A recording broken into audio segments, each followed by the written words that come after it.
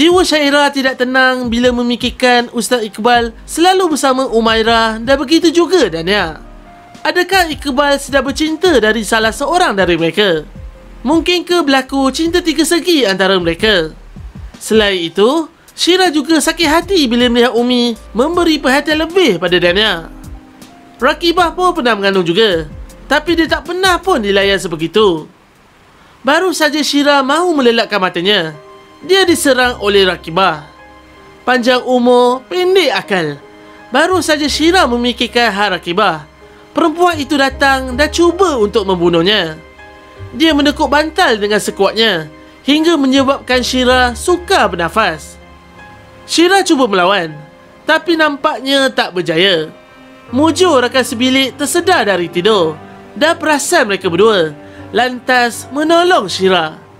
Rakibah masih geram dengan Syira dan masih menganggap Syira yang membunuh anak dalam kandungannya. Perkara yang berlaku ini terus dibawa ke meja mesyuarat kerana sememangnya hal yang berlaku ini amat-amat serius dan tidak boleh dipandang ringan. Oleh itu, Ustaz Mukri memutuskan supaya salah seorang dari mereka perlu dihantar pulang bagi menyelesaikan masalah. Ustaz Mukri mengambil keputusan supaya Syahira dihantar pulang kerana Rakibah masih di bawah pengawasan Wadi Safia. Memandangkan kes Rakibah sebelum ini di bawah perbicaraan mahkamah dan hal itu tidak boleh dilanggar sama sekali. Ketika pihak Wadi Safia cuba menghubungi kedua orang tua Syira, mereka tidak bersetuju untuk mengambil anak mereka semula. Umi cuba menjelaskan bahawa nyawa Syira dalam bahaya, tapi mereka tetap tidak peduli. Lagipun mereka telah berhabis banyak duit untuk anaknya dihantar ke situ. Tapi belum setahun lagi tempoh di situ, sudah mahu dihantar pulang. Mereka tahu Syahira masih belum berubah dan sepertinya mereka tidak mahu menerima anaknya lagi. Pihak Wadi Safia perlu membimbing anaknya menjadi insan yang berguna. Nampaknya Haji Mukri tiada jalan lain. Dia terpaksa akur dengan segala keputusan mereka. Selain membincangkan hal Syahira dan Rakibah, dalam mesyuarat juga membincangkan mengenai Datuk Safwan yang sedang menjejaki anaknya. Wadi Safia sememangnya memerlukan pengawal keselamatan untuk menjamin keselamatan semua puteri-puteri di situ. Dengan tahap kewangan yang semakin krisis, Haji Mukri hanya mampu mengeluarkan peruntukan untuk membaiki pagar keliling yang sudah rosak. Oleh itu, Ustaz Iqbal dan Afan mewakili diri untuk menjaga kawalan dan keselamatan Wadi Safia pada waktu malam.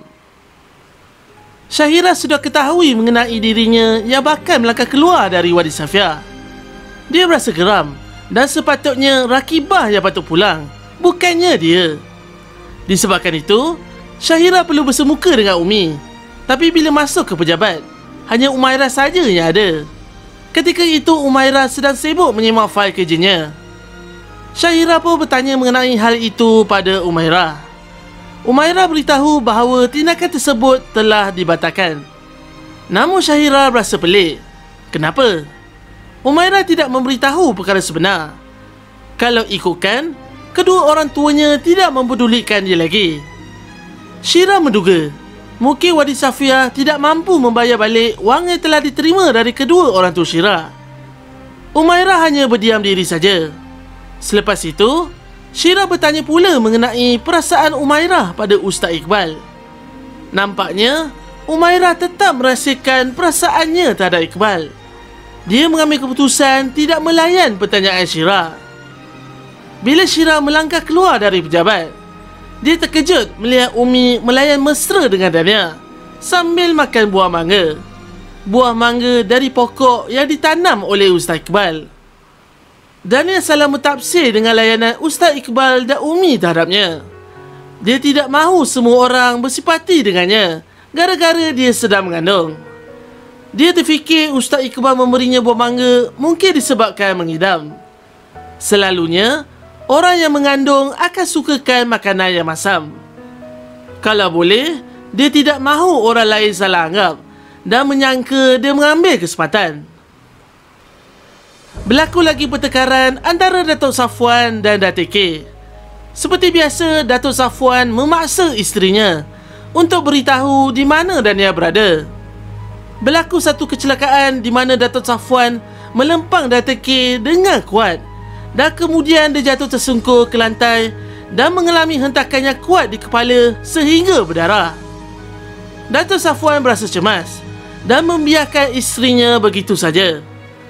Kak Jaya sendiri melihat kejadian itu dengan segera menelefon ambulan untuk membawa Datuk K ke hospital. Seketika kemudian Datuk Safwan datang juga ke hospital untuk melihat isterinya. Dia memberitahu Kak Jah jika pihak polis ada bertanya apa-apa, Kak Jah katakanlah yang Datuk K jatuh tangga.